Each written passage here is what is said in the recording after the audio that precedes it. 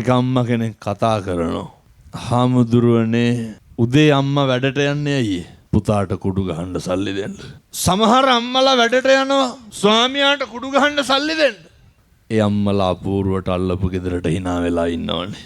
ඇයි මං ඇහුවා මොකටද ඉතින් වැඩට යන්නේ? හාමුදුරුවනේ එහෙම නැත්තම් උදේට කෑ ගහනවලු. එතකොට ලැජ්ජයි බෑලු. ඒ ලැජ්ජාව මකා ගන්න අපි දන්නවා මේ අතර ඕන තරම් එහෙම අම්මලා ඉන්නවා. මේ කරාමු දෙක විකුණලා දෙන්න වෙනවා. මේ ඕන තරම් හම්බෙනවා පින්නතුනේ එහෙම. මුළු සේ සතම ගෙදර තියෙන අන්තිම රයිස් කුකර් එකත් විකුණනවා. මොකේද? කුඩු ගහන්න. දැන් ඔය මෙහෙම කියනකොට කියනවා නවත්තන්න බෑලු. අර අහලා තියෙන සීක් එක. ඒක වුණාම ඕනෑමලු.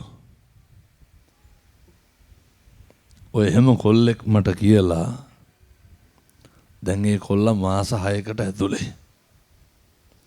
දැන් ඇතුලේ කොහොමද කරන්නේ? එහෙම වෙවුලනකොට දෙනවද ගෙනල්ලා ජේලල්ලා?